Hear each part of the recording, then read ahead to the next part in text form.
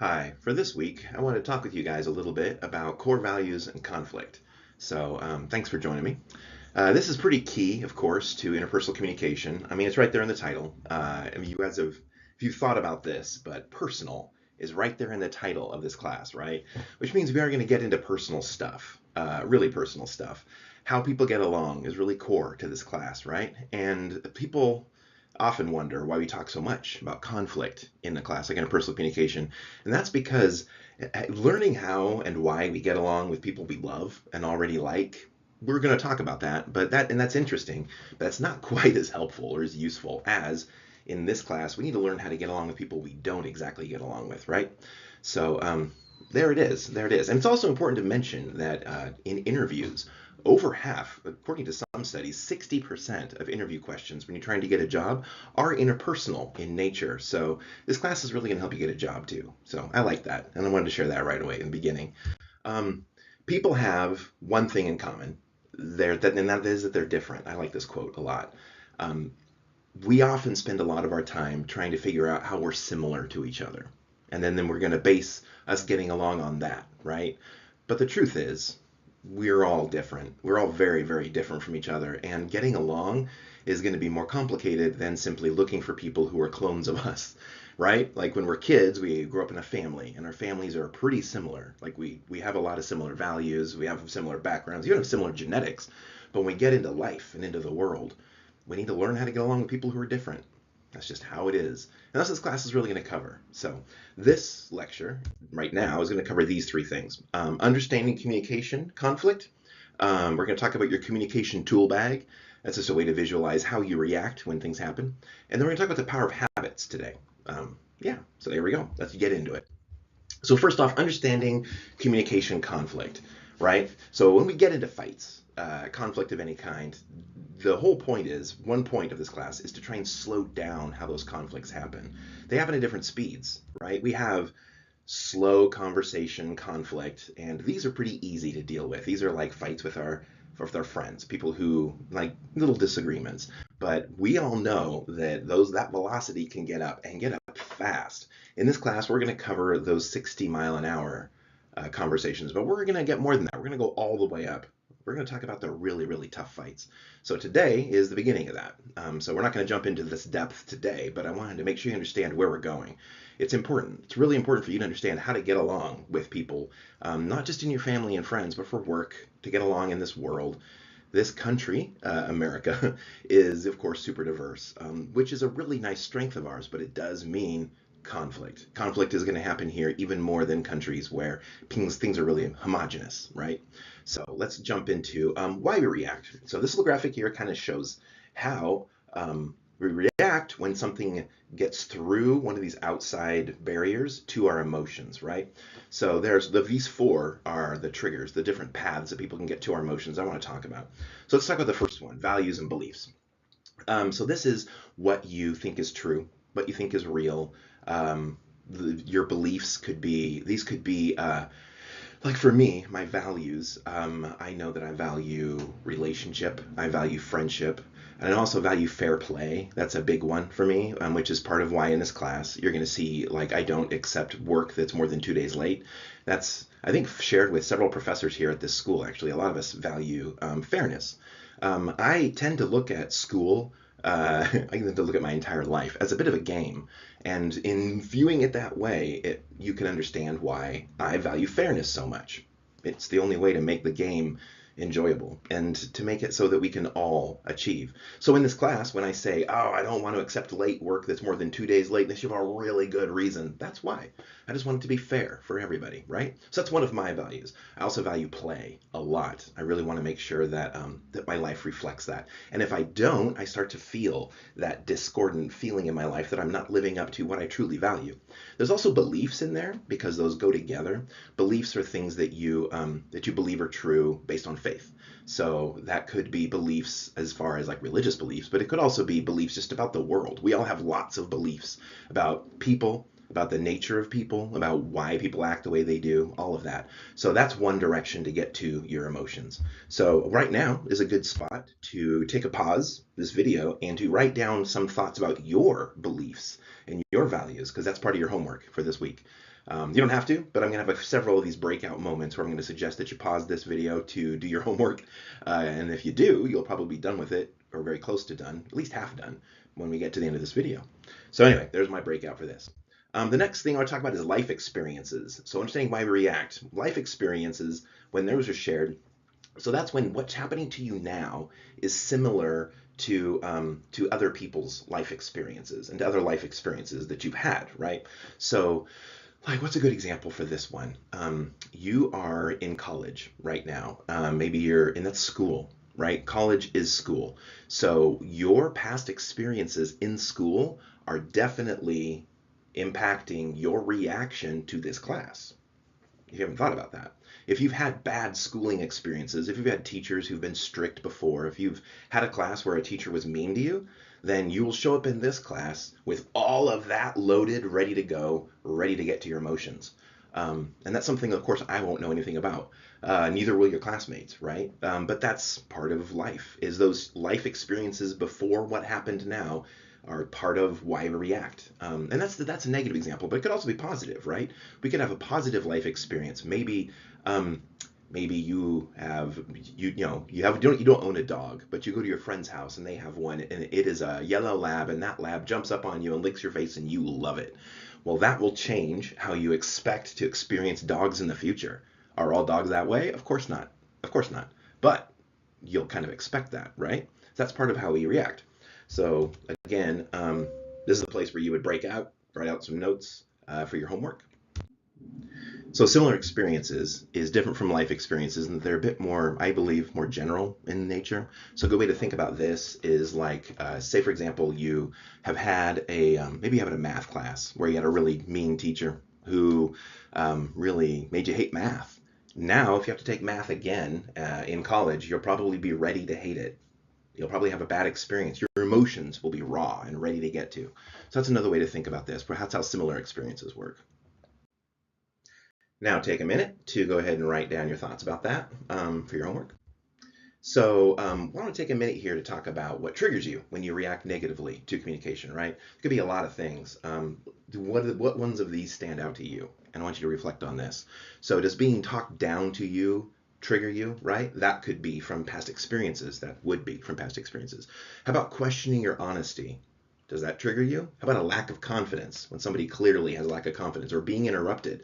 That one bothers me so much. Or about silence, when somebody gives you no feedback at all, or just flat out aggression, right? All of those probably trigger a negative reaction in you. A good chance of it, but maybe not all of them. And that has to do with your past experiences. That's why those things are that way. Now, the fourth one on here is previous communications. So as opposed to experiences, communications, just literally how you've communicated in the past will impact your reaction now and how your emotions react. So let's look at a communications loop. So first thing you have is your trigger or your cue, whatever it is that happens to trigger your emotions, right? It could be any one of those things in that list from the last page. Any one of those, right? Maybe somebody interrupts you in a conversation, or somebody's giving you the cold shoulder, or is just aggressive towards you. So that happens. The first thing, we go through the loop, your emotions are triggered, right? So that makes sense. Your emotions happen. Usually these two things happen really fast. In fact, this whole loop happens really fast. And then the next thing that happens after your emotions are triggered is you reach for the tools in your reaction toolkit.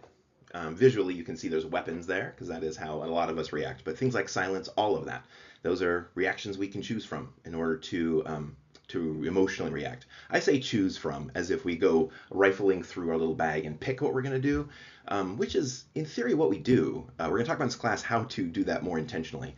But it is, as you know, it's tricky stuff.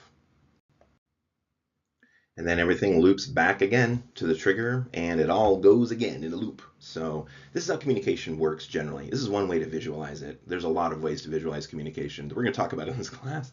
But this is one way to understand how your emotions are triggered, how this works. So let's go into it a little more depth in a second, but let's talk about some of these emotional states we can be in. So one is when we just have a weak filter and we're triggered very, very easily, right? So we could talk about, I'm sure you can think of negative examples of this. When you're tired, when you're stressed, a lot of pressure on you, we tend to have a very weak filter. And so it's very difficult to not be triggered, right? But let's think of some positives, because those are negative examples. Some positive examples of this would be, say, imagine you are really excited about being in college, right? Maybe you love the fact that you're in college right now. And maybe you're new to it, especially. And when you go home, your family, your friends, anybody's like, "Hey, how's school?" And you're like, emotions. You're like, "I love it. This is so. I'm having a lot of fun." Maybe that's being triggered as well. It's similar. It's not the same type of thing. It's not, of course, in a negative emotion, but you're still being triggered. So I think it's important to mention. This can happen both ways. We're used to it happening negatively, but when we have our emotions get triggered, they get triggered. There's another emotional state that's important to mention, and that's when we're on lockdown. That's when our emotions are just not getting moved at all. This can happen for a couple of reasons. One could be we just don't care about what's happening. We don't care about the situation. But more often than not, it has to do with past trauma. It has to do with what's happened to us in the past. That can cause us to lock our emotions down. So maybe you've been through something, and then it just feels like when those issues come back up, you just lock down. So those are two different options, really, is to be reactive and to lock down, but both aren't healthy. So let's talk about some of the tools that we have in our tool bag to react when this kind of stuff happens. There's a lot. So right now, what can you think of? How do you react when stuff like this happens to you? When people get right through your filters? Um, so let's think about positive ones. So some positive ones would be active listening. These are things that tools you use to connect with other people. Compliments, maybe you compliment people a lot. Eye contact, that's of course a very super important one. There's positive feedback. Hey, I love how you did that. Thank you for getting a coffee for me. I love how you like your hair. I like your outfit. Those are all positive feedback. Just simply smiling is a positive tool to use to connect with others.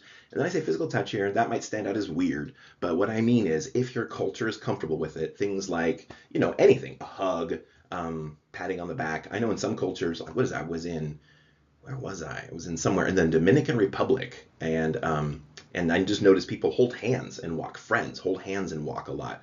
Kind of cool. Not something we do here in America, but physical touch is a key element of communication. So what about you? What do you use to connect with others? This would be a good spot to pause and write down what you have, because it's going to matter for your homework. But there's also what kind of tools do you reach for when you're in the red zone, when things are going bad, right? When you've been triggered. What there are tools that you reach for. Might be strange to think of it that way. Like, am I reaching for tools? You are. You are. And these are tools that you've learned to use over time because they've worked for you, right? So let's look at them. Here's some examples. Do you lash out? I know I do. What about silence, though? Two opposite ends of that spectrum. Maybe you just get quiet. Maybe you give whoever you're dealing with the silent treatment. You avoid them. Do you detach? Do you use sarcasm? Sarcasm is a popular one, and it looks like you're facing the issue, but really, those cutting remarks don't usually help. Or do you apologize? Maybe you jump straight to just taking it all on yourself and apologizing.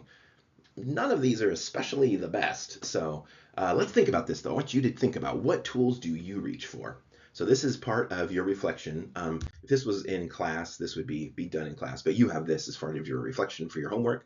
So I say here, list one positive and one negative communication tool that you have in your tool bag. So when you're thinking about this, it might be helpful when you're like, okay, how do I think of what I do? For the positive ones, think of friends. Friends are probably people who you use positive tools with. And then for negative, think of that one person who drives you crazy. And what are some reactions you have to them? For me, it's my brother. I go straight to him, and I think about how I react to him because I've habitually learned how to react to that guy. So what about you? And then for the next part, it says next to each tool, I want you to write down where you think you got that tool from. So you're going to have to be thinking about this for your homework. But we get our tools from somewhere. We get them from parents, life experiences, maybe from school, but we get all of these from somewhere. Yeah, where'd you get yours? So let's look at this. I have a good model here to walk through how this can look. So I have a model here. We're going to look at how all of this works. I have a family member and you. So go ahead and pick a family member that maybe you've had conflict with to imagine for this. That'll help you understand this visual better. And I have under here that they're under pressure and you're overworked, because that's how it always is, right? It's never that you're doing great and then you have conflict, because you have the tools to deal with it, right? You can reach for the right tools, the positive tools. But when you're overworked, it's a bit more habitual. What tools you reach for are a bit more habitual, right? You reach for what's worked in the past, what you've done in the past, even if it hasn't worked. If you've survived using that tool, then you'll reach for it again. So let's look at this example. So you have your family member, they're under pressure, and you have you, and you're overworked, and you're hanging out together. You're just hanging out. Well, that doesn't seem like a recipe for disaster, except that there's this concept called seepage.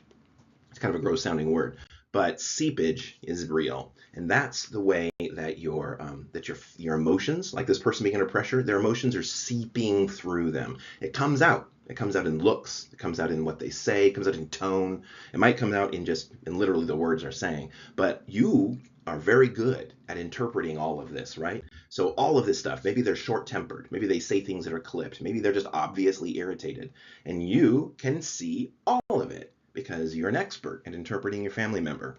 You are. You've been doing it your whole life, so you're really good at it. So you're seeing all of this, but you don't see it for what it really is. You see it through a filter, because none of us actually interact with each other without there being a lot in the way, right? We're like seeing each other through a lot. So you have a filter that you have up, and that helps you deal with what they're saying. And there's a lot to talk about with this filter, right? There's the biological aspects of it, like you are actually seeing and hearing and using biological means to interpret a social experience. But there's also your internal filters that you have up, which is your entire life experience up till now. That's all. So you have your filter up, right? So then you, seeing all this seepage, you seeing them short-tempered, seeing them talk to you all clipped, they're obviously irritated, you have your emotional reaction. If your emotional reaction, you reach towards your toolkit and you grab a tool. For this example, I choose silence. Or this example, we choose silence. The family member's being terrible. We are not in a bad mood. We're doing great, but we're overworked, and we know that we might rip their head off if we try and hang out with them much longer. So we just choose to be quiet and be silent. That is an entire interaction, and that kind of makes sense, right? You could see this happening. You could see this happening in your life. You've probably experienced this. Maybe you didn't choose silence. Maybe you chose something else, but something worked. And if it did work and you survived the entire situation, then your brain says, ooh, good one. Let's put that into the habitual spot of the brain. And now this will be what you reach for over and over and over again. So you can see if the knife or the gun worked, you can end up having really bad habits, right? So we also want to talk about this in this whole thing. There's this way that you're filtering and interpreting their clippedness, their irritatedness, the short-temperedness, all of this. A way to think about this is the concept of energy. Now, I don't want to get woo-woo because I don't really see the world that way, but energy is real, and humans do exchange energy as we walk around. So let's talk about that. We all have an antenna that's seeking out people around us as we're walking around, trying to get people's energy, or vibes is another way to put this. You're getting the vibe off of people around you. We're doing that all the time, right? You are doing it. And at this point in your life, you're probably a bit of an expert in it. You're probably very good at interpreting other people's energy. A visual, if we were in class, we could do this. I would do this, is I'll be blowing bubbles and seeing where they all float and where they land and where they pop, and imagining that's where your energy landed. You don't really get to control it. It's just kind of out there floating around, and we're all doing it. Another way to look at this, and I don't have a good visual, I tried, but every visual I found was super weird, but it could be like smell. It's almost like we smell each other's emotions. But the picture, of course, would just be a lot of smelly people, so it didn't really work right. But we are all always picking up each other's emotions. And generally, when we first meet somebody, we are trying to find out how they feel. We're looking for what their emotional state is. Kind of a bit of a shakedown like this. We're patting them down, trying to see, how are you feeling right now? Especially if we have an important conversation to have with them. Or if it's somebody who in the past has had seepage and has let it out all over us, right? So then we go, ooh, how are you today? And we ask clever questions. And if it's somebody you know really, really well, you're probably pretty good at this. But those emotions can feel like they're coming at you just really, really fast, right? The other thing that's important is to think about with the concept of seepage is how other people see you, right? So when you have your emotions and they're seeping out, like anxious, irritated, tired, all of that, this is somebody whose emotions are not managed or acknowledged. When that happens, we make an impression on other people. And that impression, if those people have never met us before, is probably permanent. It's probably permanent either way. We'll have to, even if they've known us, we'll have to, because all communication is permanent, right? It's all permanent. So you can talk more, but if these are just people who are meeting you for the first time and then moving on, they could end up with a terrible impression of you. They could think of you as unpleasant, disinterested, detached, self-absorbed, who knows what. But a lot of that comes from this seepage, right? You're just having a bad day and you go through life because you have to. You can't just stay home. And throughout the day, your seepage is hitting your classmates, it's hitting your professors, it's hitting people at work, it's hitting your friends, it's hitting your family, whoever you're around. And depending on your relationship with those people, it can completely change how those people view you, which is important to think about, right? And all of this has to do with the power of habits, right? That's our last point I want to talk about today is habits. So habits can be both good and bad. Just on their own, habits aren't a bad thing. It's really how we work. Habits is the way human beings get stuff done. One of the ways we do. Because otherwise we'd have to literally think through every action we take. And that just wouldn't work. That just doesn't work at all. So let's talk about this. So the power of habit. First off, we create, maintain habits to conserve mental energy, right? So if we had to think through every single thing we do, it's exhausting. If you are somebody with attention deficit disorder, you don't really have the ability to go through your life on autopilot as well as somebody who's neurotypical. I have attention deficit disorder. That's why I know all about this. So for me, building habits is extremely important and really difficult. But like with ADHD, this is extra hard because my habits building is tough. The habits I have end up being wrong ones a lot, just like most people. But this conserving mental energy thing works really well if you can get the system going, right? Like if you don't have to think about brushing your teeth, washing your face, whatever your bed routine is, then if you just go, I'm ready for bed, I think I'm going to go to bed, and then you just go on autopilot and you take care of all that business and then you go to bed, that conserves an incredible amount of mental energy, as opposed to somebody who has to sit and think through each thing. Oh, wait, I got to do this. Now I have to do this. And we don't, even somebody with ADHD doesn't think through all of those things because we have to have habits, right? So habits really help us. They help us a lot. They're a good thing. But let's see how they work in the brain. I'm not going to get too deep in this because I'm just regurgitating what I've learned, but the habits live in the basal ganglia. That's that part in the middle that's red right there. We have emotion, memory, pattern recognition. It all hangs out there. Prefrontal cortex is where we make decisions. So when you have a habit and you're trying to work on it, like in this class, we'll talk a lot about habits and stuff. Sometimes we take that habit from our basal ganglia to our frontal cortex and we think about it. And then we can actually change our habits. It's possible, but it does take work and it takes intentionality and it usually takes practice. So next point about the power of habits. By the way, this is from a book. There's the author right there. Habits can be good, bad, or neutral, but once established, they never really leave us. And that's weird, right? We are habitual creatures. You can alter habits, you can tweak them, but once they start, and that's where people are like, ooh, avoid bad habits. Like if you're learning to play a musical instrument, that's when teachers are like, in the very beginning especially, are really strict. Like, no, you need to have your fingers exactly like this, or you need to be doing I'm playing a guitar now. You need to be like, hold your fingers on the frets exactly like this. And it's super detailed because that habit's important. Same with martial arts. Let's jump all the way over there. But like when I did archery in Japan. I was an exchange student.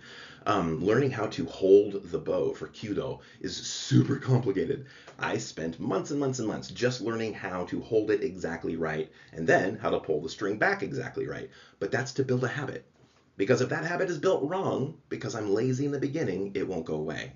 I can alter it, but it's tough, as you know. You probably had bad habits yourself. Maybe you bite your nails and you wish you could stop. But it's so hard to do, right? This is why. And then number 3, creating habits is straightforward, but choosing which habits to create is not. So habits get made pretty easily, but we don't get to pick which ones very easily. So we have to be very intentional. Habits are made all the time as we just live. That's the way humans work, right? We are habitual little animals that are looking for shortcuts all the time. So this is how habits work. So let's talk about our facial expressions, because that's one thing that is habitual, is how your face shapes itself when you feel certain things. That's a habit. So you ever thought about that? So when you are upset, when you're worried, when you're happy, you tend to make the same faces. This is why people who know you, your partner, your friends, your family, know exactly how you feel just by looking at you. This is why, because our facial expressions are habitual. You can intentionally try and have a different facial expression, like, okay, I'm not going to do that one. But that's work and it takes effort. And then you'll be trying to build a new habit, which is fine. But this is interesting to think about, right? That if our facial expressions are habitual, then the concept of a resting bitch face is real. And it's something that if you get told you have, well, think about it. What do your face and body say about you? What are you projecting into the world with your habitual body language? What are you saying? Think about that. It's a good one to think about, right? The loop, putting us into the loop, is you have your trigger, you have your nonverbal response, and your outcome is your face. It just shows it on your face. This happens, and then it goes back to a trigger, because then people react to how you look. And if they are people who know you well, they'll react the same way as they usually do. And then this whole thing can become an incredibly complicated habitual loop. Yeah. And that's how being a human is. So this is a good spot to take a moment, pause this, and write some stuff down because this is covered in your homework. So yeah, take a minute to do some reflection. The breakout, just to help you with it more. So you're going to do an activity. This is what we would do if this was in class, but you have a homework assignment that's similar, so make sure you read that. But in this activity, the speaker tells a person across from them about something they enjoy doing outside of school. That's it. They just want to talk about something they'd like to do outside of school, while the listener is looking for changes in the person's facial expression, right? Which words and phrases cause the biggest reaction in the person, in you, and which ones cause the biggest facial expression changes in them. You want to be looking for that. So you're going to be doing an exercise kind of like this. Hope you enjoy it. I'm looking forward to seeing what you think about it. But it's interesting. I think this is interesting. I have students point out my habits more often than I feel comfortable with, and I think it's helpful. It's very, very interesting, especially because I teach speech as well. And sometimes students will like mimic me for whatever, and I'll be like, I don't do that, and they'll be like, yeah, you do. And then if I watch a video, I'm like, oh my god, that's all I do. Am I creative at all, or am I just an animal who's trained to do tricks? I don't know. Anyway, enjoy this. I'm excited to see what you guys come up with. All right. So just to wrap up this conversation about habits, so we form communication habits, right? So we're talking about facial expressions. Communications in particular situations can also become habitual, right? So like if public speaking. So if, for example, if when you give a speech, you turn red. I have a friend who does that. If that becomes a habit, it's going to happen every single time. Which is whether or not you're nervous. But it can have nothing to do with you nervous. Maybe you have habitual habits when you're working with a client, or you have specific habits when you're having a negative exchange, right? Those can become habits. So maybe you go straight to being angry and aggressive whenever a certain topic is brought up. That can become a habit. And the last one is communications with particular people can become habitual, right? So like imagine you are talking to your parents about that topic that they always bring up. I'm not sure what it is for you and your parents, but for me and my parents, up until I came out as gay, it was, when are you going to get married and have kids? That conversation became really habitual with me throughout my 20s and 30s. I got really used to, I'd say comfortable with, not that I enjoyed it, but used to the same exact conversation happening every single time I would come home from college or from wherever I lived after college for about 10 years. That's just one example, right? Maybe you have friends or that you show up whenever you hang out, you always talk about the same things. I had a partner who would have the same group of friends that he'd had for a long time, and whenever they hung out, they reminisced about old times. And I realized after watching them hang out after a while, like, this was habitual. That they would talk about the same topics. It was like a ritual in the beginning of hanging out, and then hanging out would become more natural. But in the beginning, it was very habitual how this particular group got along. Maybe you have that. Maybe you have a brother or a sister who you have a habit with. Some of these can end up being on autopilot, right? You can just go through an entire conversation, an entire visit, right? Maybe you have this with grandparents, things like that. This can happen a lot too. So something for you to think about. All right. So I want to give you guys an example, a case study to think about how all this could work. And so my example is with a guy I'm just making up named Ryan. If I'm not sure if there's a Ryan in the class right now, I don't think there is. But if there is, this isn't about you. This is just a name I picked out of nowhere. So let's imagine, put you in this situation that Ryan sends you an email attacking your integrity, right? Ugh, integrity. For some of you, you're like, okay, whatever. But imagine if we go back to the beginning of this video and we're talking about values. Now imagine if one of my core values is integrity, right?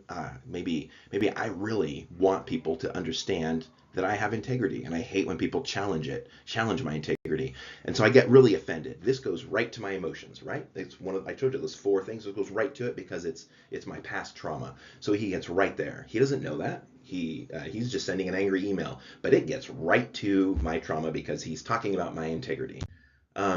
We had this picture before. Remember the under pressure person, the overworked person with the filter, the seepage. So in this situation, there's Ryan, there's me, and I have this happen to me, and or you, if you want to put yourself in the same shoes, and let's say we reach to our toolkit for our reaction. And what's our reaction going to be? We pick silence. Let's say we pick silence. Even though this is a work email, right? Have you ever reacted unprofessionally at your job? If you haven't, it's pretty normal to experience that from time to time, especially when somebody triggers you. So Ryan's triggered us, and then we're like, ugh, and so we reach into our bag and we reach for silence. So another way to look at this loop, you can start this wherever you want, really, but I'm starting with right above my name there where it says trigger. Let me point at it. Whoop. My arrow. This is hard to do intentionally. That way. So the trigger happens. He sends me his email. Arr, he's mad. I have my emotional response. Ugh.